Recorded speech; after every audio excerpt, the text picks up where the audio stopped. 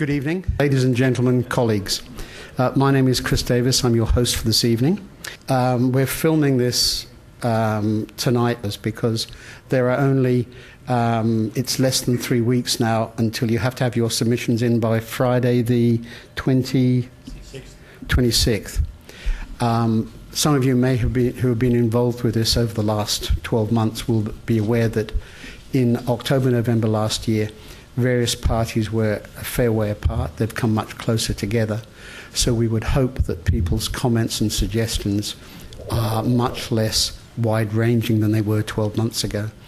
But notwithstanding that, we really want to promote people to think about it, to have your say, because we don't want to make a suggestion on the in mid-November. That's too late. The running order will be, first of all, Steve Hunt. Steve Hunt's a geologist with 30 years' experience across exploration, resource development and mine geology, with 18 of these years in mine-based operations roles. He's a member of Rio's Internal Ore Reserve Steering Committee, and also he's on the JORC board since 2005. He's here as the MCA's rep. Sitting next to him is the illustrious James Rowe, who refused to give me 2 sentences about him, so all I can do is just take out of him. Who's the state manager of ASX listings in Perth, and is a really nice bloke, and has a car that needs cleaning, I believe. I've already had comments today about people picking crumbs out of their bum. Next to him, we should have Chris Cairns. So now we're going to have 15 months from Steve Hunt, 15 minutes from Steve, like 15 months, I'll tell you. James Rowe, 15 minutes. Then Chris Cairns, 5 minutes. Chris is a geo and an MD in an exploration and development company. He's worked from Thunderbox to the Philippines to Jinfeng in China, and now he's been with Integra for 8 years. So he's here representing AIG. Then we have Bill Shaw, who's going to give us 5 minutes. Dr. Bill Shaw is a mining geo with Golder. He's had more than 20 years' experience as a consultant in magically turning mineral resources into mined ore grade control. He tried to explain one of the methods to me, and he gave me 45 slides the first time. I couldn't understand that. He gave me 15. I couldn't understand that, and I went to Bob Adam instead because I didn't understand Bill at all. It was on. I wrote something out. He wouldn't make it all. It was on conditional stimulation. I think it was. Yeah. Stimulation. That's it. That's the one. His main focus on the JORC committee has been in the relationship between JORC and other codes and in quantification of errors associated with resource and reserve estimation. So it'll be Steve Hunt, James Rowe, Chris Cairns, Bill Shaw. Okay, Steve, take it away. Thank you. Okay. This is my 3rd time today, so I'm getting to learn the slides pretty well. Particularly when you start asking questions, I might give you an answer that wouldn't necessarily be endorsed by the full JORC committee, so let's see what happens then. But we're a representative body of the parents, of course, and a lot of these things have to be worked through. What I really want to talk today about is the exposure document that came out a couple of weeks ago now. And the gist of this talk is around the increased emphasis of materiality and transparency in the code. It's always been there. There has been perhaps a drift towards I'm competent and that should be enough. And there's a complete rewrite of a number of clauses all the way through to try and get that balance back. The other thing you'll have noticed is that there is a substantial addition to the amount of modifying factors sitting in the Table 1 at the back of the code. One of the feedbacks that we got through the public consultation process over the last year is that it was a little bit geocentric still. And so lots of stuff around what needs to make a resource and not so much about all the really important things that need to make a reserve. So there's a substantial amount of additional points in there. Everyone's favourite, exploration targets. We'll get onto that. And there's a bit of a housekeeping thing through the new draft, which is about bringing in the the JORC code, I suppose, up to where the more standard international templates have gone over the last 8 years since the 2004 code update. So there's a pickup of a number of common international definitions, and also picking up a number of issues that were sitting outside the code in listing rule amendments, which is particularly the metal equivalents and in situ. So, what we've put out into the market is, and into the public domain, is these two documents in particular. What we've tried to do is to take the 2004 code and put the 2012 draft right side by side so you can see every single word that's different. I'm sure you've all studied this and picked up the obvious grammatical errors and double full stops and the like on the way through. But we felt this was the best way that everyone could see where those changes are. The second document we put out there is an attempt to corral all of you to comment against the actual clause that you want to comment on side by side. There is a small issue with the formatting of that, and it sort of doesn't want to let you do it, so you've got to do lots of returns to get down to the paragraph you like. But really what we're after, as much as we can get over the next number of weeks, is for people to give very specific comments around the code and around any issues that they have with particular clauses. Generic stuff is really hard for us to assimilate and try and get a response to. So if you've got a specific issue with a clause, blunt language is great, highlighting pens, fantastic. Anything that helps us be able to pull it all back together and get an assessment of what you would like to know about.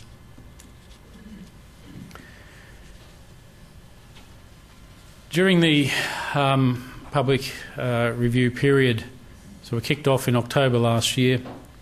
Between ASX and JORC, there were well over 100 written responses each, 120, 130 written responses.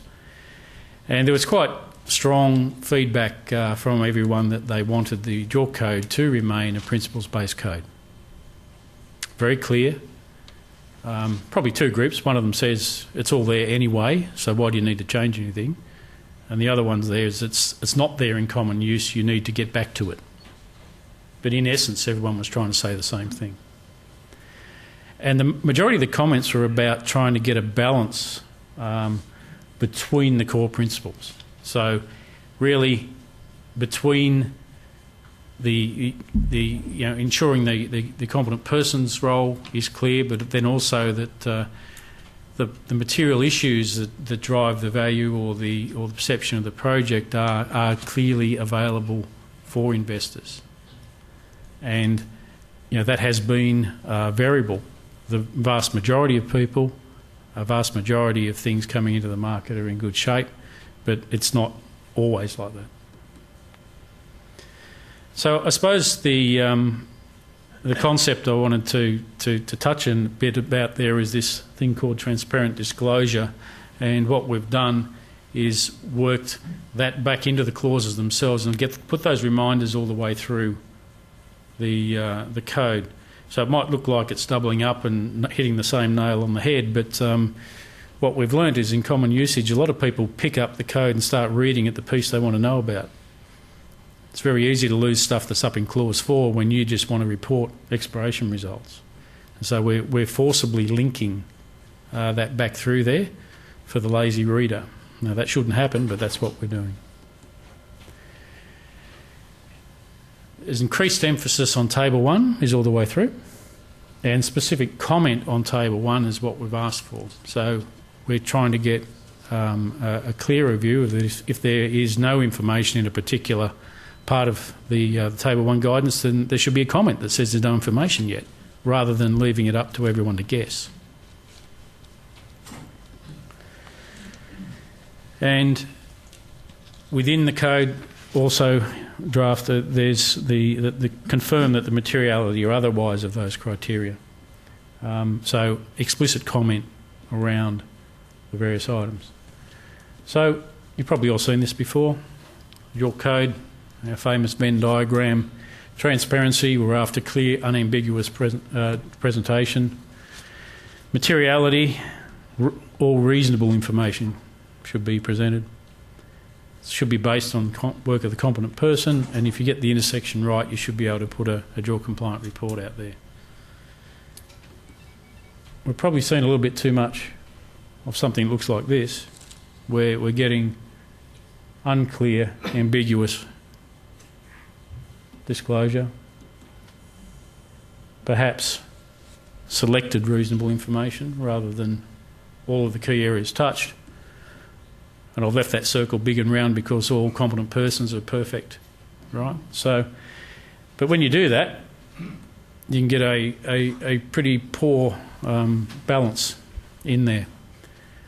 There's lots of ways that you could change the size and shapes of those circles, but I suppose what we're really looking for here, it's important that we try and redress this issue about overemphasis of competence. I'm competent. I think this is important.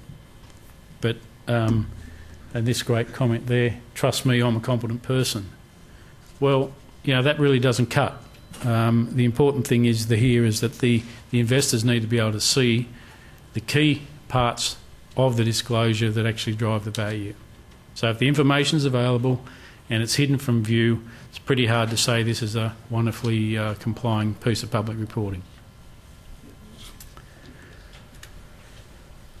And there was a lot of feedback that said, it's okay, it's not broken, just re-emphasise this, please.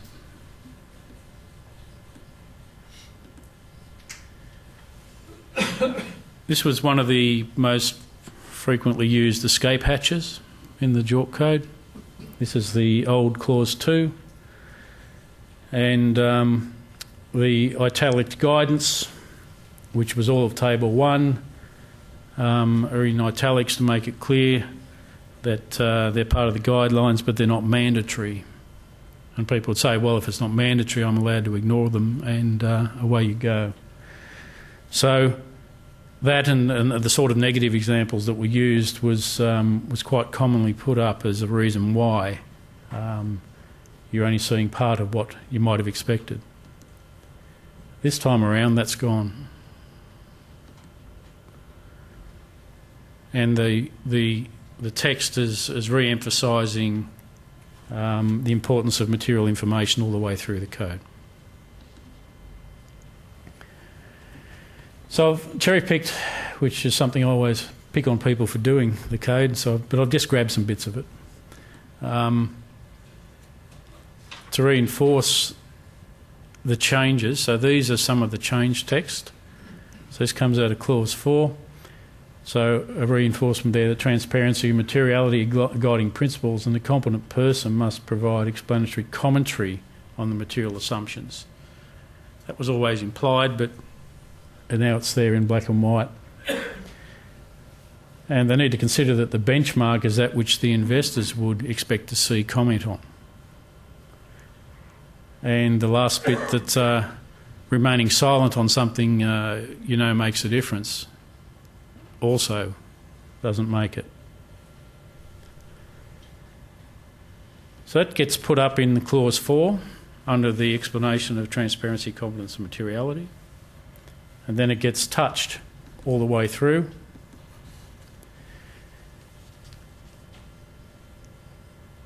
The thing that's important around table 1 is we're also asking in the competent persons documentation for there to be explicit comment around each of them. If you don't have information on something, say you don't have information on it. If you've got good information on this and you think it's up at feasibility study level, say it. If you've got something that's way less than that, say it. But it shouldn't be guesswork. So say what you've got.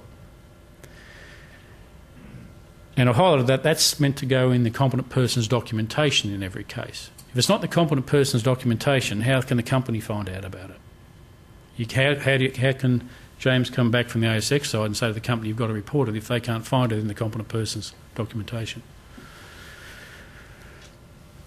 And there's obviously a higher threshold to be taken when something hits the market for the first time.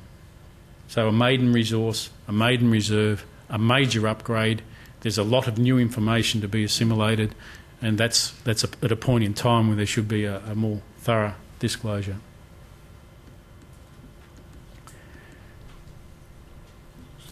If I just jump across to exploration results, there was never anything in the JORC code that said that you should be using maps and diagrams and cross-sections to explain your exploration results. It was touched very briefly in Table 1. There was nothing in the text.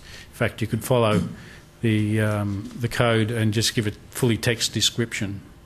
And clearly that doesn't give any spatial representation of the geological context, so that's been added. There's a reminder. Go back and read Clause 4.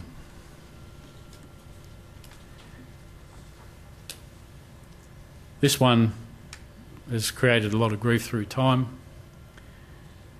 That's the inclusion, the basis for the reasonable prospects should be explicitly disclosed and discussed. I think it's got reasonable prospects. I think it's a resource well. Your reasons for doing so and your judgment as a competent person, I think that's fine, but have the discussion and make sure that's also in the public domain. If you're using very left field or new or unproven practices, that should also be very, very clear. Shouldn't be hidden.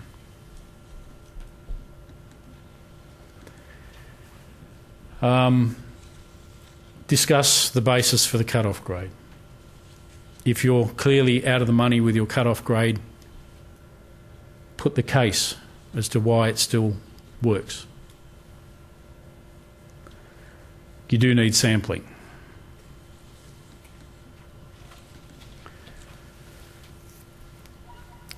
This is the new text in Clause 26.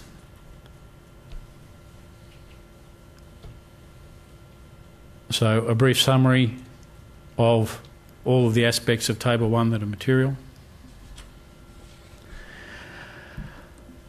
If I just back up. Oh, lost it.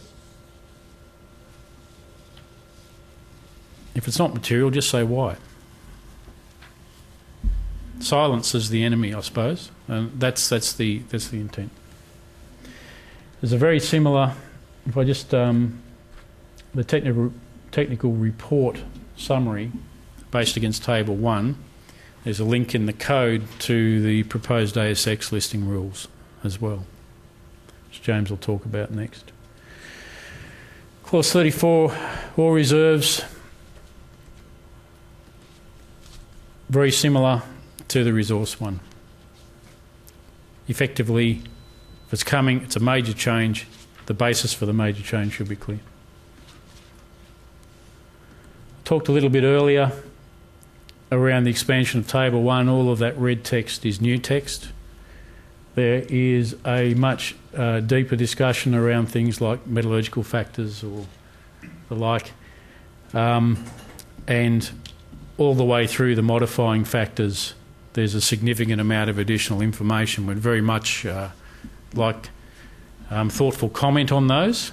Too much, too little, don't like this, don't like that, but at least give some comment back. I won't go through that. Exploration targets has been an ongoing issue. Used to be Clause 18.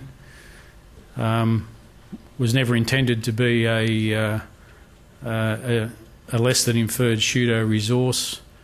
Sometimes with production targets sitting on top of it, it had drifted into public use in that form.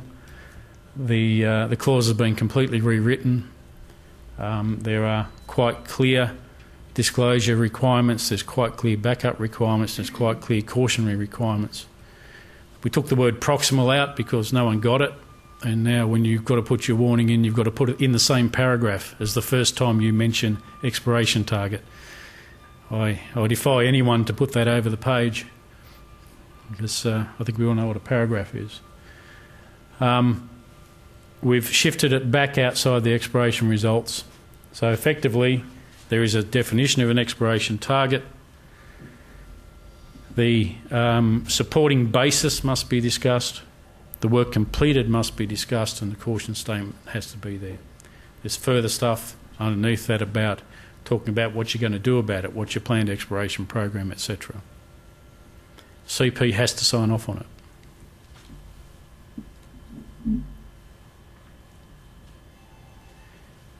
This is tidy work that's happened all the way through, bringing the international definitions for feasibility and pre-feasibility. They've already been in place in SAMREC for some years.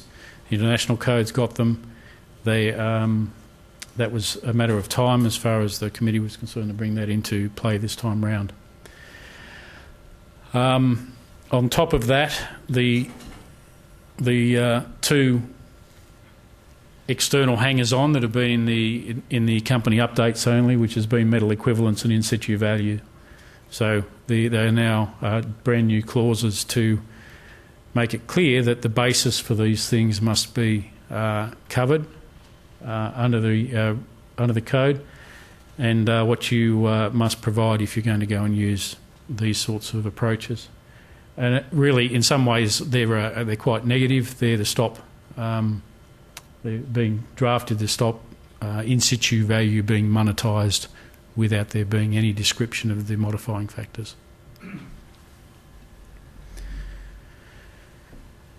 So, there are three things here which are covered in the ASX listing rules, which reinforce.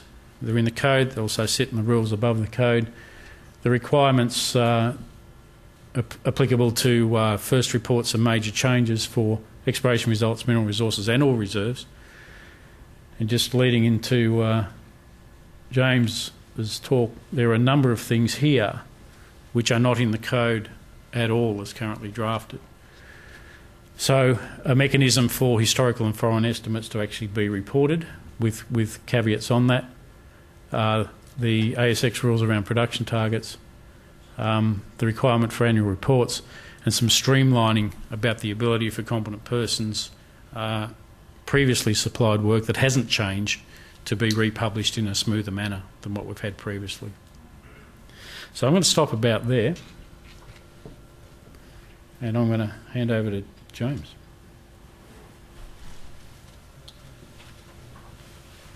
Thanks for that, Steve. Thanks for Chris's introduction. I'm the State Manager of the ASX in Perth and a lawyer by trade. And look, obviously, thank you to the AusIMM and the AIG for hosting this event and having us here today to present to you.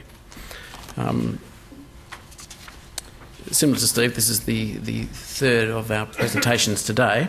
And look, I just wanted to briefly touch on the review and consultation, the proposed rules, mention the draft guidance notes 31 and 32, and talk about the next steps. So you should all be aware, and I'm no doubt you are aware, that in September this year we released our consultation paper, and that contained the proposed draft listing rules and guidance note 31 and 30, and draft guidance note 31 and 32. Draft guidance note 31 applies to mineral resources, and the draft guidance note 32 that applies to petroleum. So where are we at? The draft listing rules, which you've seen, and certainly if you haven't seen them, Chris is able to make available a link to where our rules and our proposed guidance notes are, and obviously also where the JORC code is. I think they're all on the JORC website. Okay. So in October 2011, we produced a consultation paper, and then we received 122 written submissions and 54 consultation roundtables, and we had 54 consultation roundtables and consultation meetings. Goes without say, it was a very robust discussion, and it was one of those discussions which we had to have, and very glad for it. What came out of our consultation was a number of findings, and look, there was obviously broad support for updating our listing rules and obviously the JORC code to facilitate greater transparency and consistency in reporting mineral resources and oil reserves. Two additional issues were raised. One was the streamlining of the competent person statement, which I'll talk about, And the other one was how we go about facilitating the reporting of foreign and historical estimates. There was also broad support for updating the petroleum resources reporting requirements and adopting the SPE PRMS. One of the other issues which came out of the consultation findings was generally that there wasn't broad support for adopting the Canadian model, the NI 43101 model, and obviously we've taken that on board. So where we ended up with is a new Chapter 5 in the listing rules, which deals with the reporting requirements for material mining company resources and disclosures, and that's underpinned by the updated JORC code. When you read the two documents together, you'll see that they sit very neatly with one another. And there's also a new inserts into Chapter 5 which deal with the reporting requirements for material oil and gas company petroleum resources disclosure, and that's underpinned by the SPE PRMS. So there were a number of areas, and there are a number of areas, and these areas which require additional disclosure, they're triggered when reporting on material projects. So what we've done in our draft guidance,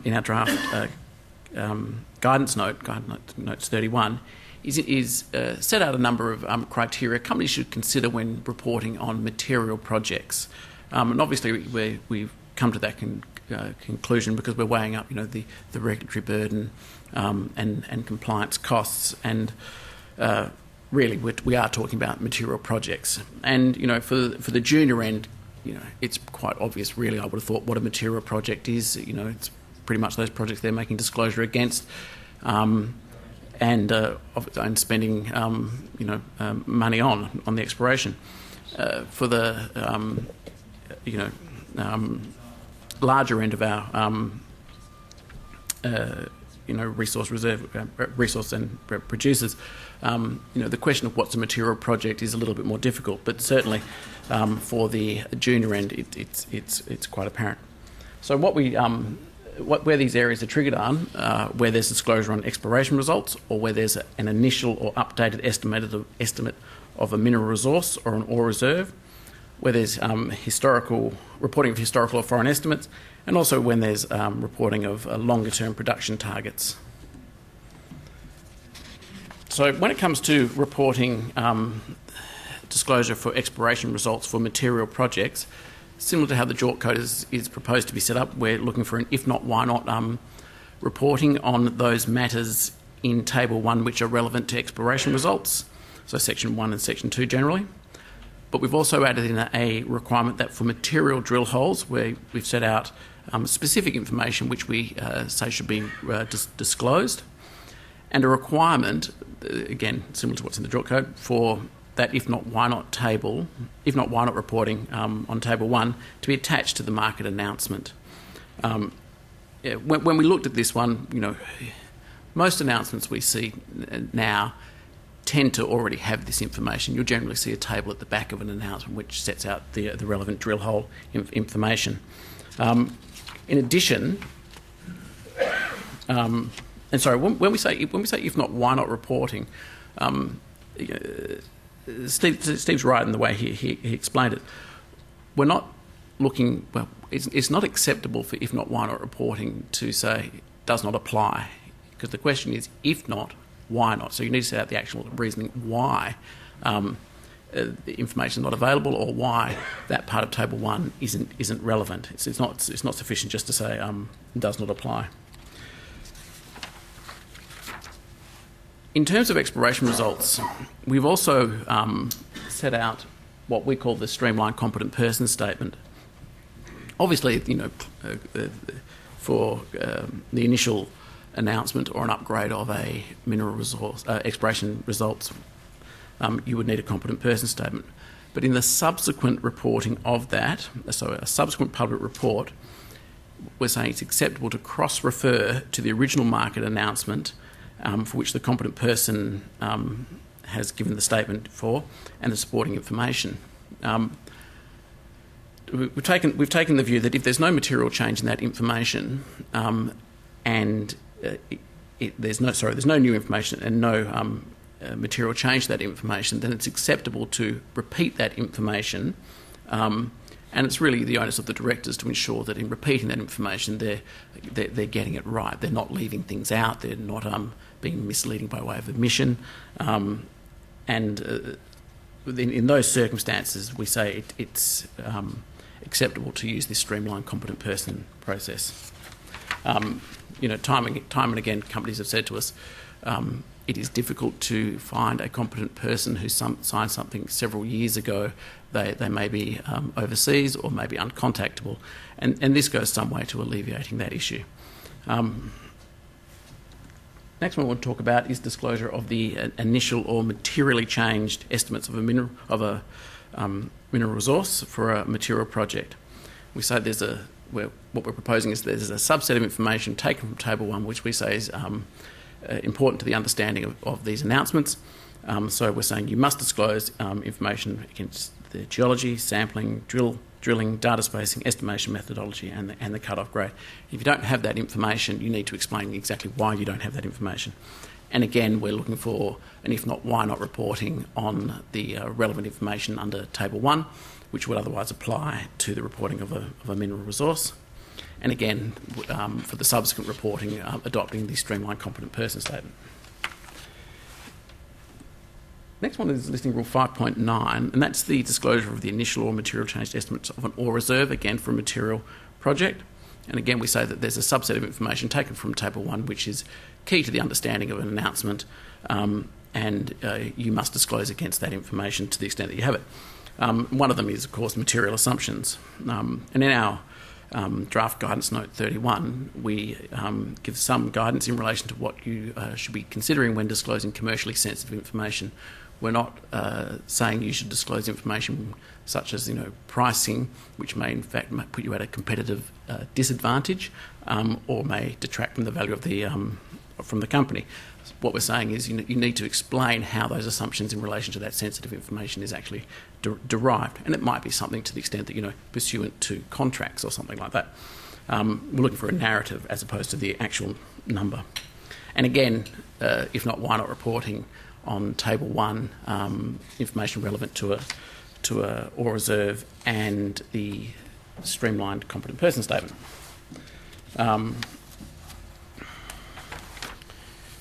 The next issue is the disclosure of historical foreign estimates. Obviously the JORC code doesn't allow for disclosing historical foreign estimates outside the JORC code. That wouldn't make sense. So it's obviously something we need to pick up in the listing rules. And we previously had a company's update in relation to this, and you needed to come to ASX for a waiver from our listing rule 5.6 to facilitate the reporting of a historical or foreign estimate. And by historical, we mean pre-JORC code, pre-1989. And obviously a foreign estimate which doesn't comply with the JORC code. So what we're saying now is there's 10 criteria. It's taken essentially from our company's update. 10 criteria. And if the company can disclose against those matters, then there's no need to come to us for a waiver. The company can make the necessary disclosure, but they need to disclose against all of those 10 points. One of the key issues which always arises, though, is the element of reliability of some of those historical or foreign estimates, and clearly it's a decision for the company whether or not to make disclosure in it, and obviously they will proceed with caution. I also want to touch on disclosure of production targets. Production targets aren't something which is picked up in the JORC code. And from our consultation and from issues we've observed in the market, we're making a prohibition for the disclosure of a production target based solely on an exploration target or a historical or foreign estimate. By production target, we're talking about that financial information which you draw from the basis of production. So in other words, internal rate of return or an NPV. And clearly, if you have a exploration target where your parameters, your range is so wide, it begs the question: how can you possibly reduce that down to a single figure or a couple of figures for a internal rate of return or an NPV?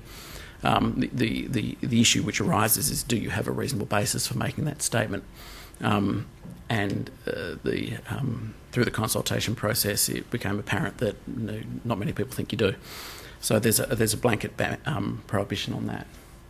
Where we get to in a nutshell with production targets, though, is, and this is after quite extensive consultation within JORC, with JORC, and with ASIC. ASIC, as you appreciate, is a statutory regulator. And where we ended up is that if you want to make a statement, a production target, or talk about production targets on the back of solely an inferred mineral resource, there may be exceptional circumstances where that's actually permissible. But if you do that, then you need to disclose the basis for the target, the level of confidence of the inferred resource. You need to complete and publicly release a technical report, and that technical report must be prepared by an independent, competent person. And again, it's only in sort of exceptional circumstances where this applies. And the rationale being that there are inferred resources are generally a low level of confidence. On that basis, how can you have a reasonable basis to project several years into the future to be able to give statements about production? But we obviously recognise that there are circumstances where it can be acceptable to do it, and consequently, we've said on the back of inferred resources, if you comply with these things, then you may do it. And largely what we've put in there comes out from ASIC Regulatory Guide 170, I think. That's right, isn't it? And the last one is an annual. We want you to report in your annual report where you're at with your resources and reserves. We want the result of your annual review and a comparison against estimates from the previous years explaining material changes.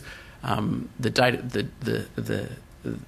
the annual review is something which can be determined by the company, but we want it reported in the annual report, at its balance date. And if there's any changes, between when it's actually done and the balance date, we want that explained. So, as Chris said, our consultation period closes by 26th of October.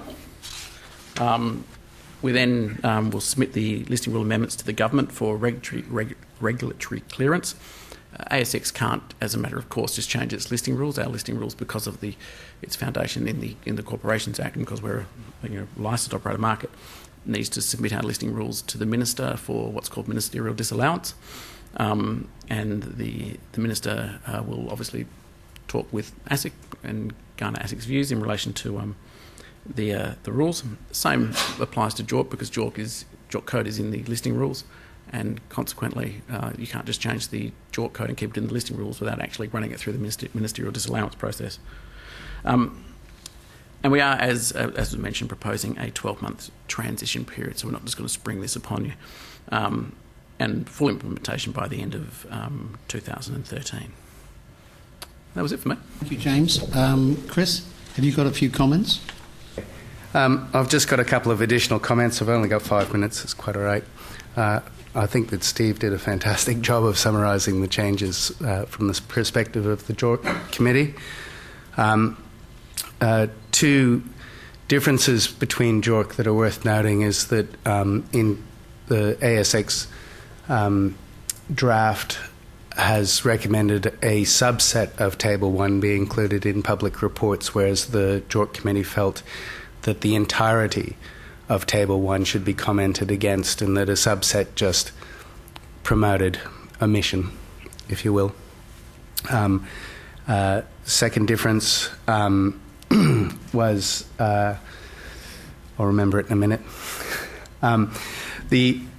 But one really important change, and it really, or recommended change, that is yet to be included in the discussion, is this issue of the professional organisations and the ethics and complaints process. I don't want to impinge upon what Graham has to say too much later on, It's something that I've been concerned about for some time. We have a real disconnect between the appearance of public reports. All of us read various company reports, and the most efficient means of making sure that the integrity of the public reporting process and the competent person's integrity is maintained is that there is a robust peer review process. Both of the organisations, AIG and AusIMM, have ethics committee or complaints committee processes where members can lodge a complaint where they think that a competent person has put forth a public report that is not necessarily in compliance with the code. The problem arises, however, in that there is no direct link between the function of those committees and informing the ASX that, in fact, there has been a complaint in the first place, the nature of the complaint, and what public report it pertains to. So the organisations, the parent bodies, are to a large degree volunteer organisations, and this process can take some time to work its way through. Members do also have the right to confidentiality, which really precludes, to a degree, the parent bodies from informing the ASX. And unfortunately, the outcome really is that what are questionable or defective public reports are not corrected on the exchange, and investors, unfortunately, are making investment decisions based on poor information or even to an extent misleading information. So where there have been complaints committee processes, there has been instances where corporates have threatened legal action, and that does not promote the transparency that the code or the professional parent bodies are seeking to promote. So what I have been advocating is that the listing rules be changed to require the parent bodies to notify the ASX on commencement of an ethics committee or a standards committee investigation. This doesn't mean that the professional body is pronouncing judgment or that they are providing any guidance to the ASX, but simply what they are doing is saying, look, a process has commenced, this is the announcement that it pertains to, and the ASX has that heads up that there is a question on a public report. So it's really important, in my view, that this linkage between those complaints and ethics committee processes do pass through to the market, and there seem to be market action. And my concern, of course, is that it really only does take one class action for the entire regulatory regime to be changed and a new regulatory regime, albeit something akin to 43-101, be hoisted upon us by the regulator. So it really is on our heads to make the change, enforce the change, and ensure that deficient reports or misleading reports do get the action that they require. So there needs to be that link, and I understand that there are legal complexities, and there are both in terms of the listing rules and how they're constructed, and also in terms of potentially the constitutions of the parent bodies or membership rights, if you will, to confidentiality. But I would suggest to you that it's in members' general interest to be able to accept that if there is a complaint against them, that the ASX would be notified and, if necessary, action taken. So that's all I'd like to say on that one. Thank you. Okay, Bill Shaw. What if I sit here, Chris? So I just want to add a few comments, try and stimulate perhaps a little bit of discussion. I've been involved in the JORC committee since just after the 1999 code came in, so I've seen a couple of iterations now. there is enormous effort sometimes goes into the changing of a word, man-hours. And so I think it's important that you don't underestimate what is actually written down in the code. And as you'll see, I have my copy of the code here.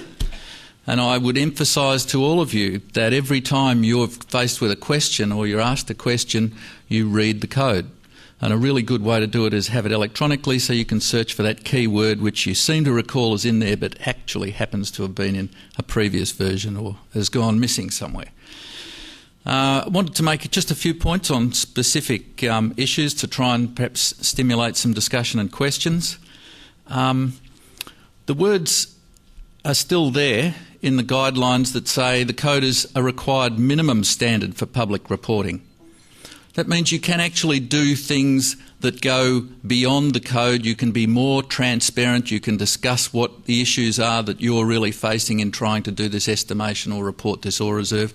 You can talk about the resource within a pit, and as long as you still call it a measured or an indicated or an inferred resource, that's quite okay. It's the minimum standard for reporting because we're trying to protect the public. I think this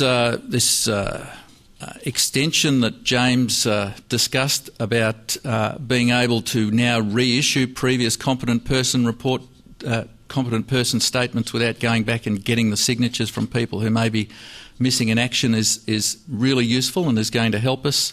And similarly, it's very clear now that a public report is a statement on the website, a PowerPoint presentation, everything which you produce to the public in which you refer to tonnes and grade is a public report.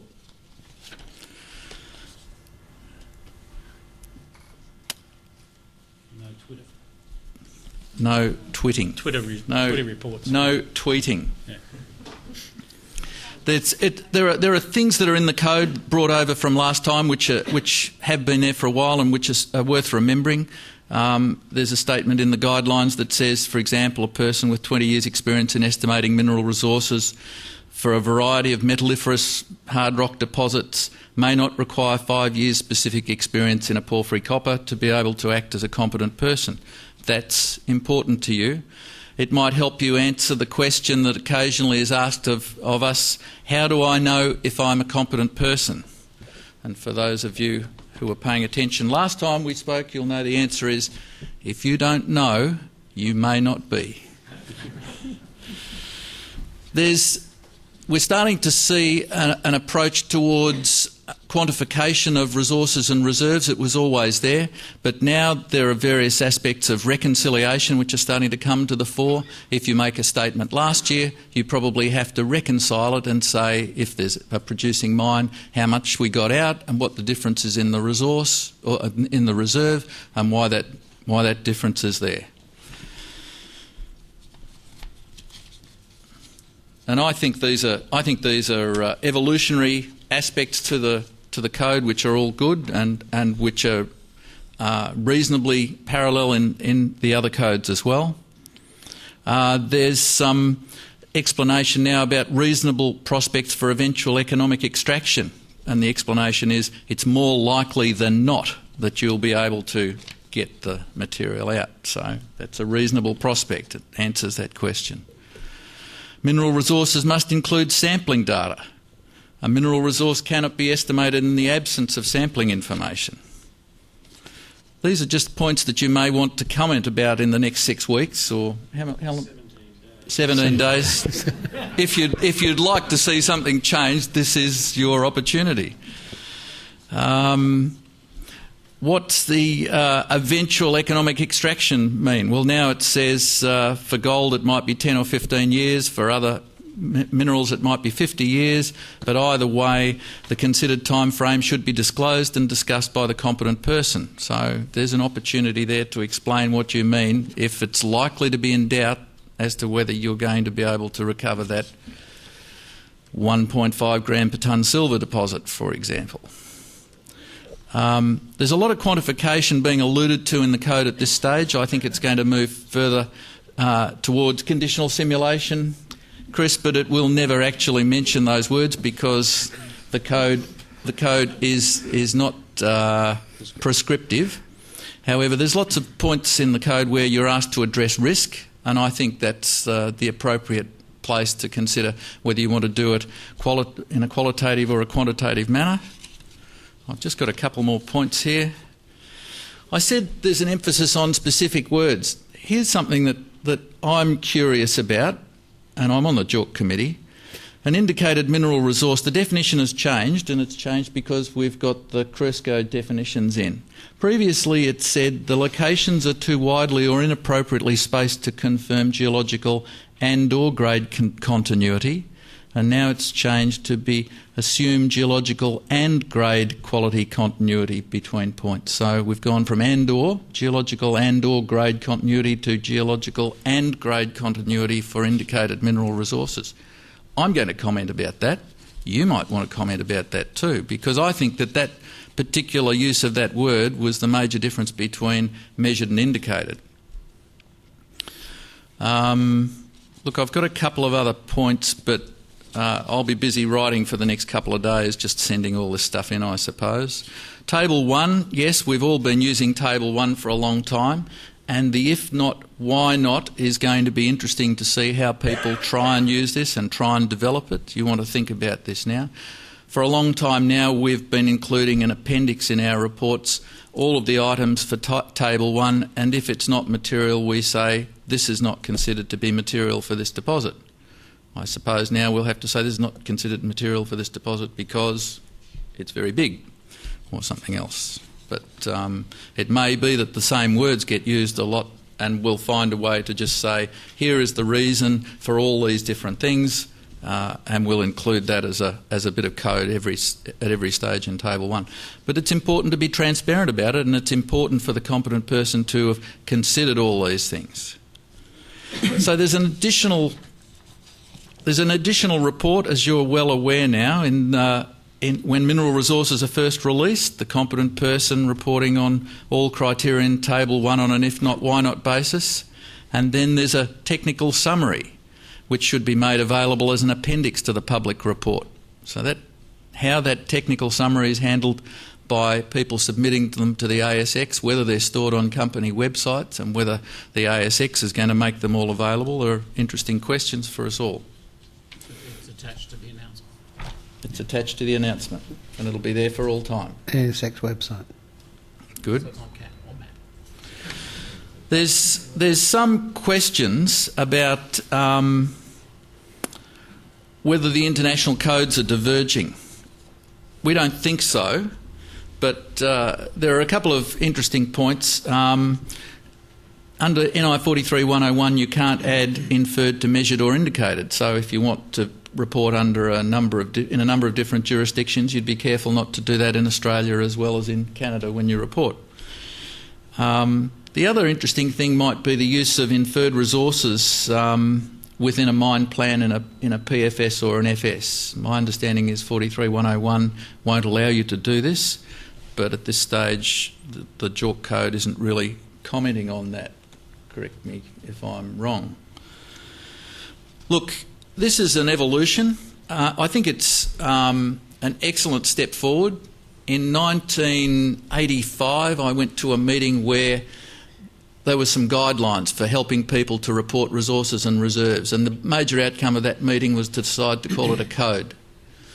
By 1999, we had a code and guidelines.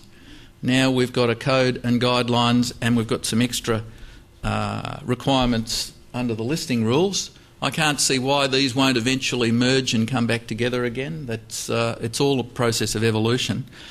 Just keep in mind, you can comment now, but it's not your last chance. The code will continue to evolve, and as long as we're doing the appropriate thing as competent persons, we'll be able to support it and make changes into the future as well.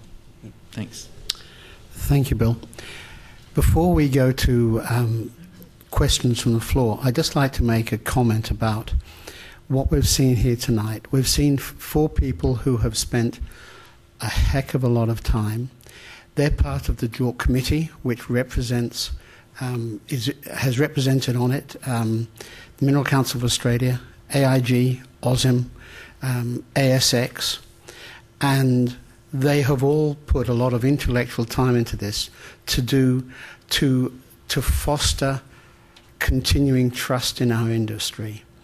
And it is really important that we acknowledge that the JORC committee, and some of them, for example, Diane Lewis, I think she is owed a great debt of gratitude by all of us for the work she's done over the last, how long, James, on this?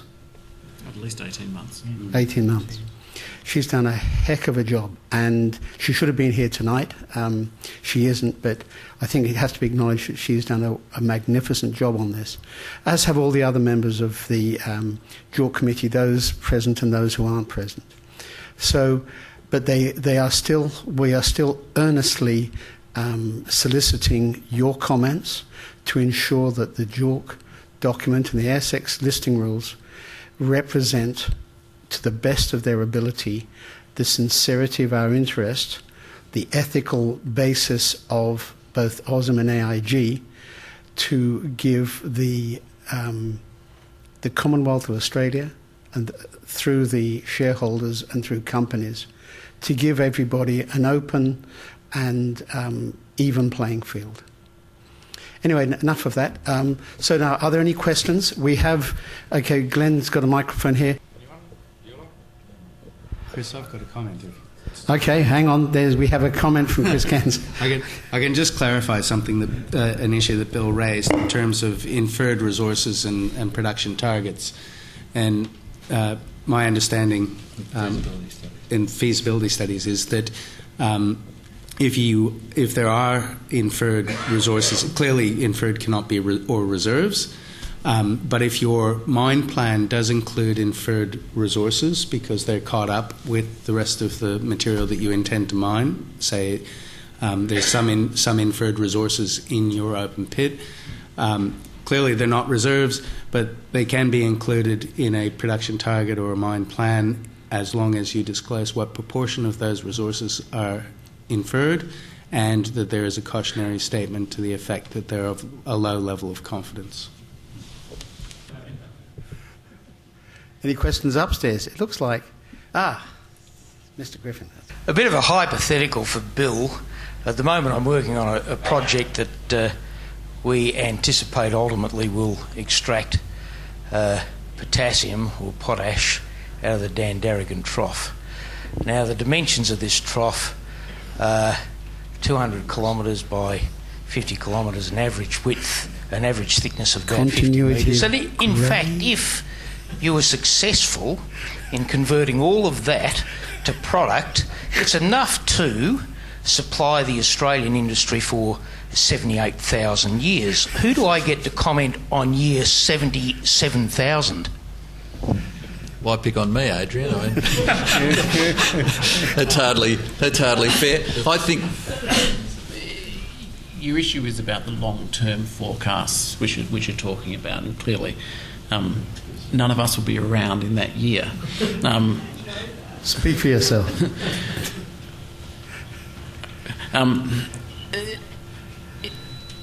If you look at the way the Corporations Act works, and you're talking about, you must have a reasonable basis for a statement as to a future matter. It's enshrined in the legislation.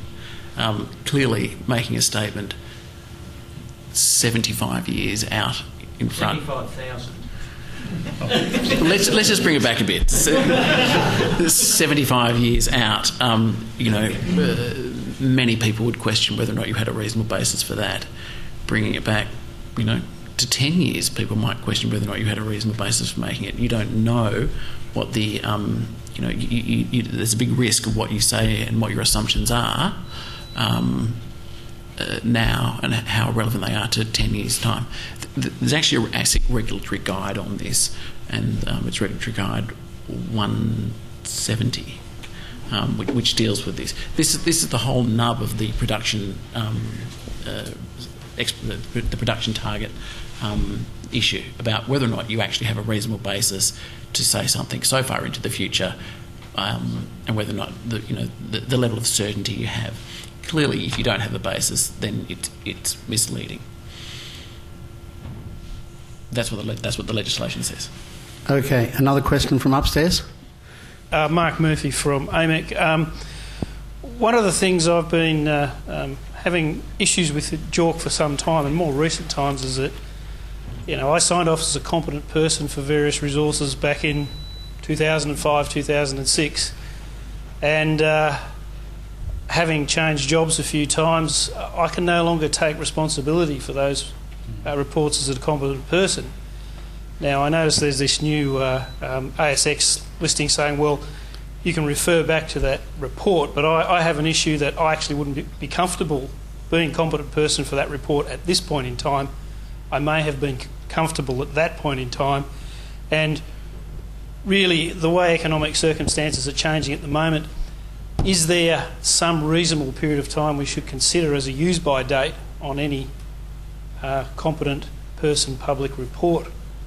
I know a couple of those resources, other competent people have reviewed the work and taken responsibility, but certainly others haven't, and they're still out there in the public domain. So to me that's a bit of a burning issue, both in the JORC code and the ASX rules, which to my satisfaction hasn't been resolved yet. I mean, one of the ways of looking at it though is the company itself is aware of the content of the underlying document which the competent person produced to give them confidence enough to make the announcement in the first place. And in that document, one would assume that it has all the relevant information in relation to Table 1, including clear disclosure as to the assumptions. The streamlining of the competent person statement comes into play only when there's been no material change to those underlying assumptions. So the company would need to know that in the first place. So you can see how it can operate. Yeah, look, I agree that certainly metal price, for example, on gold's changed a lot in the last 5 years. Mark, I think, the main focus for the streamlining is for when the CP's report for resource reserve ends up in the annual report, or was a press release 4 months ago. And the MD goes on a roadshow every 3 months and recycles those same tables. And so it's really about not having to go back when it's clearly still valid, hasn't changed, and you're picking up just yet another sign-off every single time. It's not meant to keep Old Testament numbers in the public domain indefinitely, and certainly I don't agree with it anyway. A resource statement isn't an indefinite licence. Even your driving licence only lasts 10 years. So if the competent person will not support it, there's no way the company can put it up. And under these new rules, as they come through, of course, there's a grandfathering issue going to come through here, is that 12 months' time, you want to put some new numbers out, you're going to have to come up with the CP's summary of Table 1. And if there's no one walking the planet that's still the CP, then you're not going to be able to do it. I see the Table 1, if not why not, as actually a strong protection for the competent persons. If that goes into the competent person's documentation and reporting to a company, particularly if they're working in the consulting business, that's there. Now, if at the next stage that gets bent, misread, misconstrued, it's clearly an issue for ASX to take up with the company officers and not the CP. We get away from this thing about everyone standing in a circle pointing at one another. If there's not a clear breakdown of Table 1 in the competent person's documentation, it's pretty easy to say, well, they didn't put it in there, so I didn't report it. If it is clear in the documentation, then, and it doesn't get reported, it's clearly something the company officers have got to take on the chin.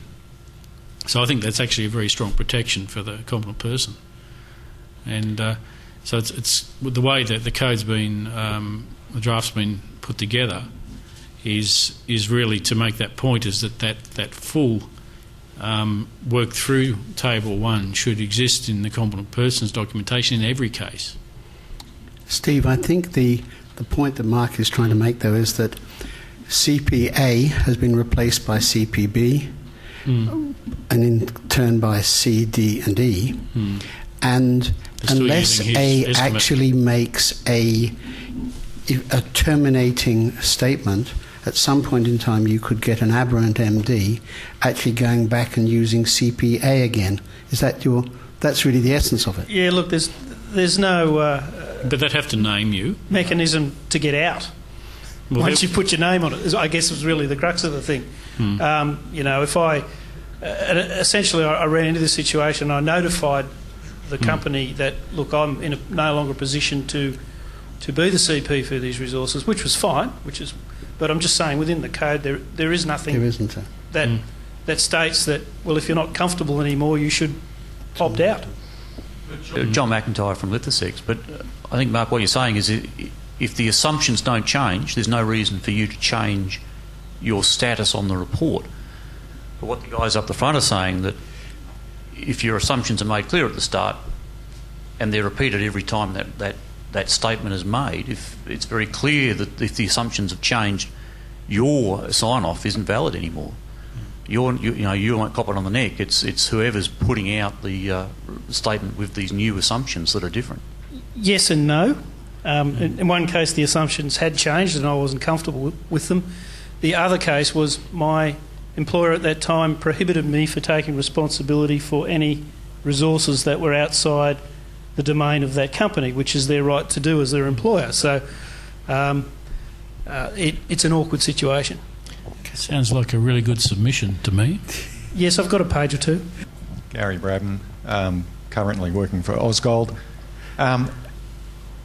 Harking on the same question about using historic competent persons sign-offs, how do you go about handling the context question,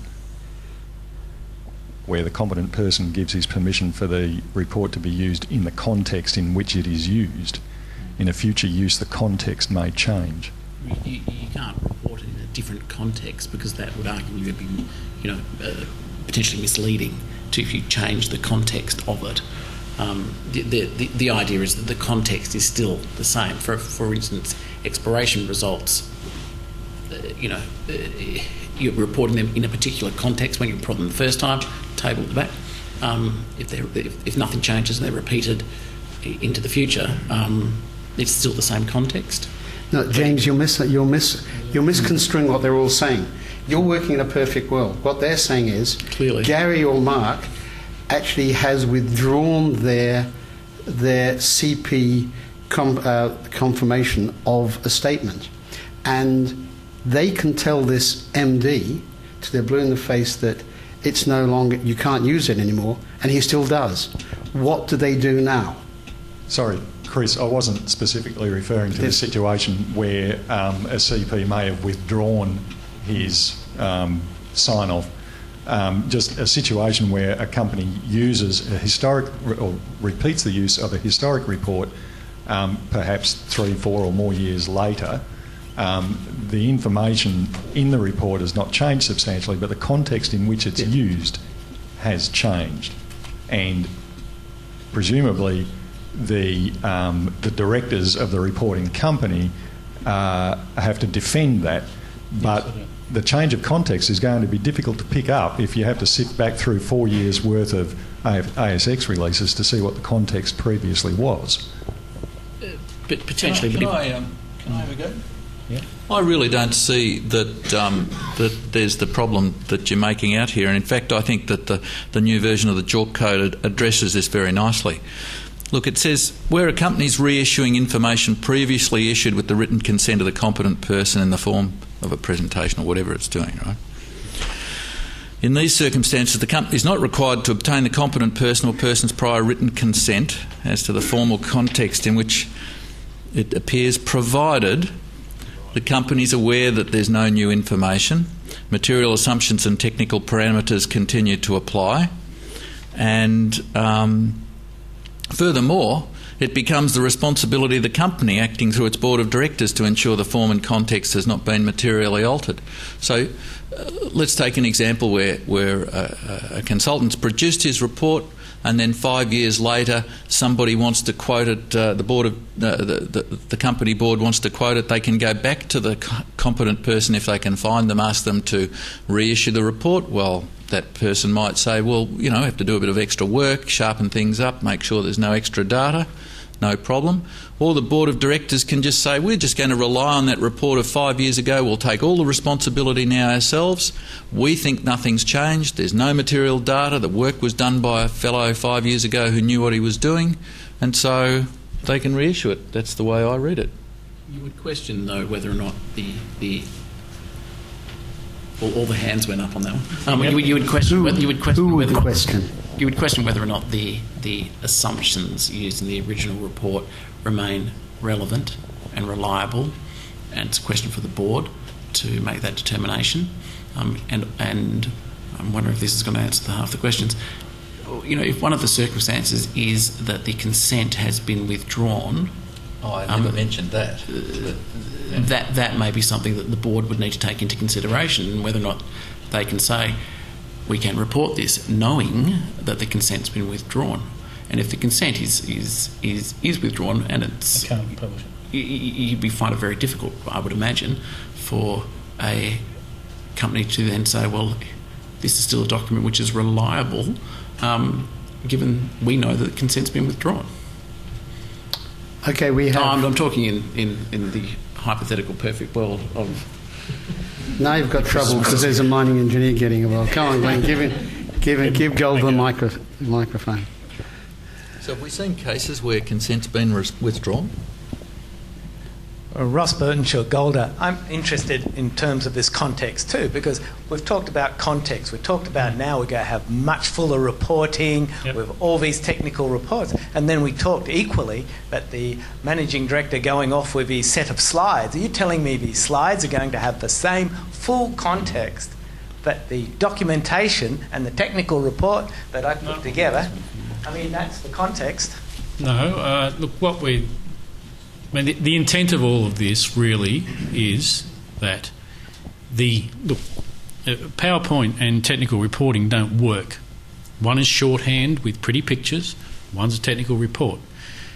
The mechanism many people have gone through in recent times, which has actually been outside of the JORC code per se and the listing rules, is to publish a technical report, lift slides out of it, MD goes on the road with that and just points back at it to the website. Under this current approach, that would be within the remit of the listing rules to get away with that. And it's a legitimate approach because you cannot carry the full technical context in a PowerPoint presentation. You know, if your PR people are like my PR people, you know, they want it snappy and shiny and get all that bloody detail out of here, thank you. And so that doesn't mean that information isn't in the public domain. It has to be in the public domain, but there's a way to reference back to it and say everything you're seeing in this slideshow is available here. And so you can very clearly manage that. Otherwise, we've got a permanent conflict between every slideshow that everyone does and every roadshow that everyone does and the supporting data. It just doesn't work.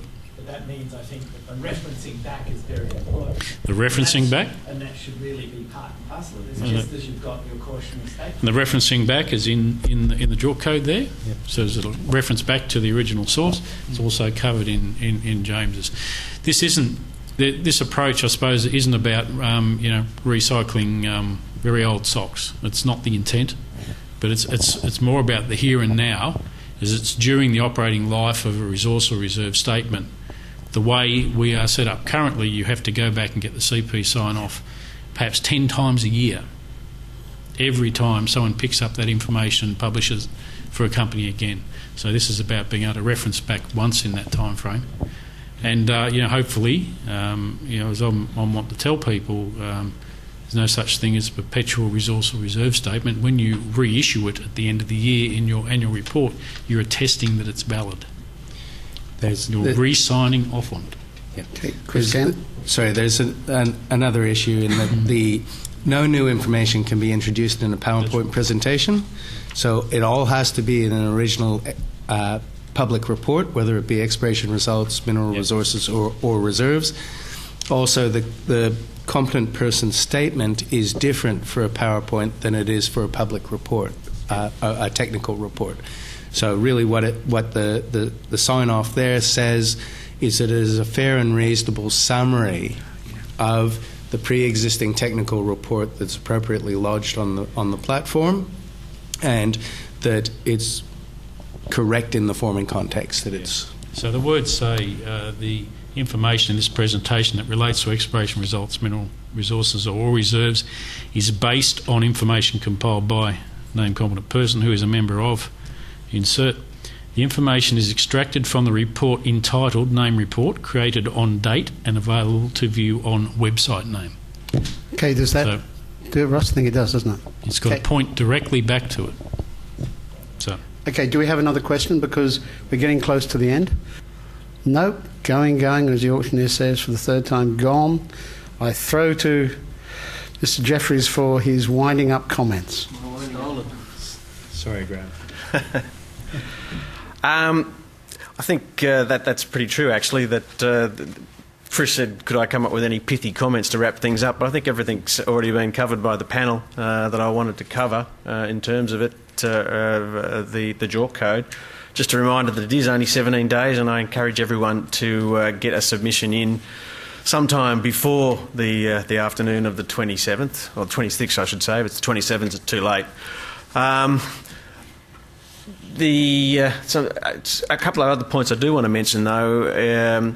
I think both AusIMM and AIG are currently working on some sessions in the near future looking at matters like continuous disclosure and also competency, whether you're a competent person, and more importantly, how we look at better policing the JORC code and how we better define and police who's a competent person. Jackie's made an important start with her article on that, and I'm sure that there's going to be plenty of discussion in the AIG and the AusIMM about how we go about managing our affairs better. So on that note, I think I might just wrap things up and thank all the presenters this evening for giving us an update on the JORC code. And just join me in thanking them, please.